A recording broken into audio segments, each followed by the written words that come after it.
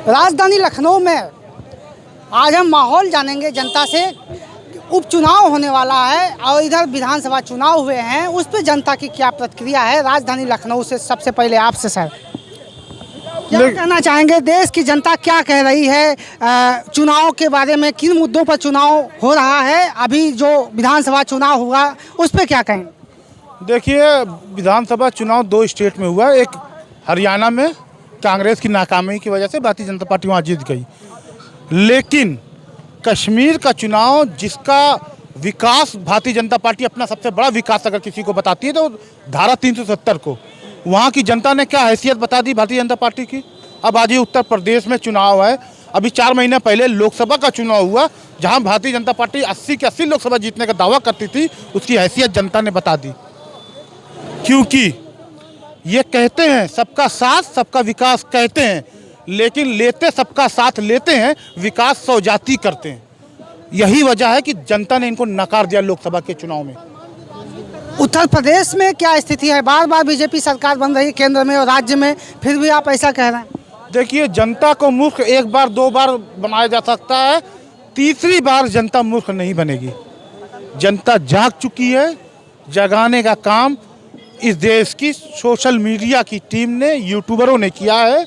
जनता के मुद्दों को दिखाया है और जनता जाग चुकी है। अभी तक सो रही थी, अब जाग चुकी है। जागने के बाद अपने पैर पर कोई कुल्हाड़ी नहीं मारेगा। उपचुनाव होने वाले हैं, क्या कहना चाहेंगे इस चुनाव से पहले।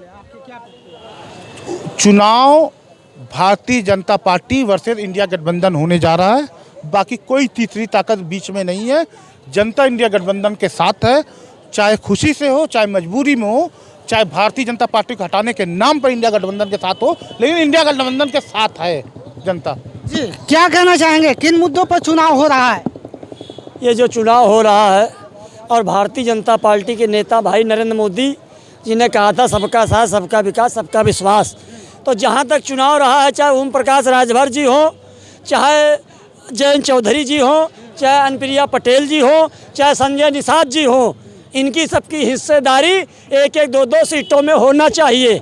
और इनकी अगर सीटें में संजय निषाद जी की, ओम प्रकाश राजभर जी की और अनुप्रिया पटेल जी की और जयंत चौधरी जी की अगर नहीं हुई तो भाजपा की नैया कहीं न कहीं डूबती दिखाई हुई इस उपचुनाव में दिखाई पड़ेगी। क्योंकि भारतीय जनता पार्टी ने पहले ऐलान किया है कि सबका साथ सबका विकास सबका विश्वास, और अनुसूचित जात और ओबीसी के नाम पे भारतीय जनता पार्टी का लोकसभा और विधानसभा में जनादेश टूटा है। क्या कहना, ये कह रहे हैं जनादेश टूटा है, तो यूपी में क्या स्थिति होने वाली। देखिए, यूपी में योगी आदित्यनाथ और अखिलेश यादव दोनों मिलकर इलेक्शन लड़ रहे हैं। बिल्कुल सही बात। और जो कर रहे हैं निश्चित तौर पर साले बहनोई हैं, तो कोई किसी के खिलाफ नहीं जाना चाहता है। और हमको लगता है योगी जी सवेरे उठ के सबसे पहले अखिलेश यादव को प्रणाम करते हैं, फिर डिम्पल यादव को प्रणाम करते हैं, फिर अब बाबा गोरखनाथ को प्रणाम करते हैं। ऐसा पर्सनल बातें नहीं, यहाँ मुद्दों की बात हो रही है। जनता हम पर्सनल कहाँ बात कर रहे हैं, पर्सनल कहाँ हो गया। साला बहनोई पर्सनल होता है क्या?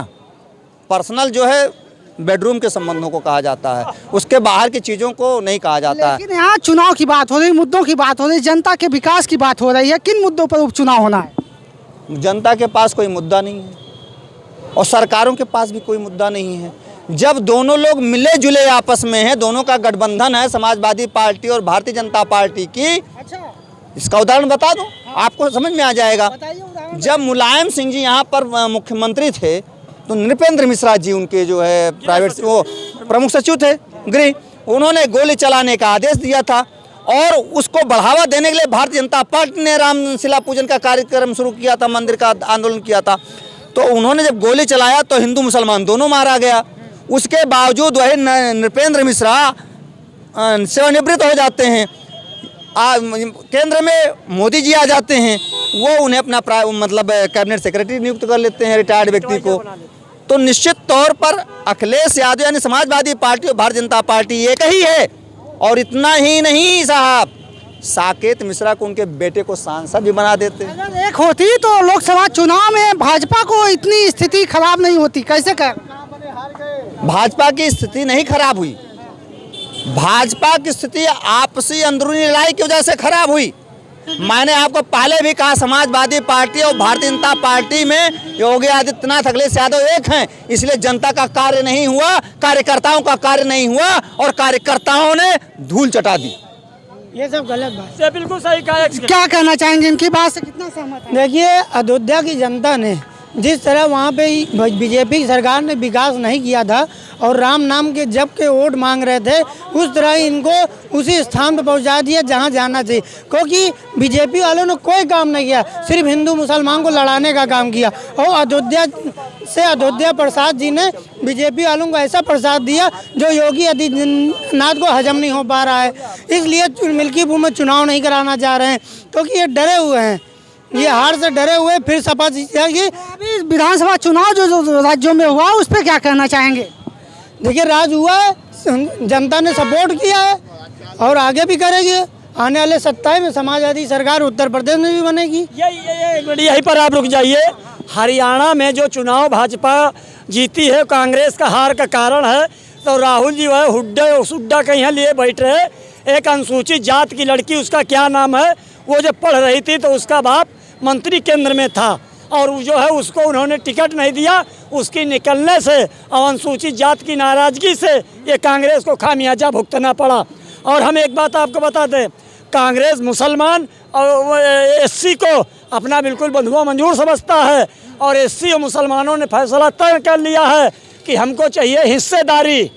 और अब हिस्सेदारी की बात अगर होगी तो सही होगी। और फिर हम आपके चैनल पर कह रहे हैं, अगर अनुप्रिया पटेल को, ओम प्रकाश राजभर को, संजय निषाद को और जयंत चौधरी जी को भारी संख्या में भारतीय जनता पार्टी हिस्सेदारी अगर उपचुनाव में सीटों को नहीं दी तो इसका नतीजा भुगतना पड़ जाएगा। इनकी बदौलत से आज मोदी जी देश के प्रधानमंत्री बने। कहते हैं कि परिवारवाद की पार्टी है कांग्रेस और भाजपा, क्या कैसी पार्टी आपके नजरिए? परिवारवाद की तो आप समाजवादी को क्यों नहीं कह रहे हैं, कांग्रेस और भाजपा को क्यों कह रहे हैं? और कांग्रेस तो है ही परिवारवादी।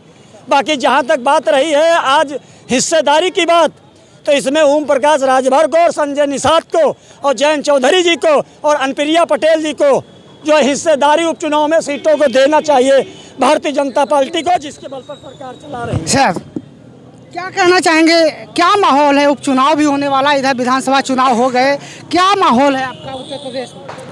उत्तर प्रदेश में बहुत अच्छा माहौल है। उत्तर प्रदेश की जनता जो है वो अब एकदम अपना विचार बना चुकी है कि हमको उस व्यक्ति को शासन में लाना है जो हमें सुरक्षा दे रहा है, जो हमें सड़क दे रहा है, जो हमें बिजली दे रहा है, जो हमें पानी दे रहा है, जो हमें शिक्षा दे रहा है और रोज़ दिन प्रतिदिन जो है हमारे विकास के लिए बात कर रहा है जो है।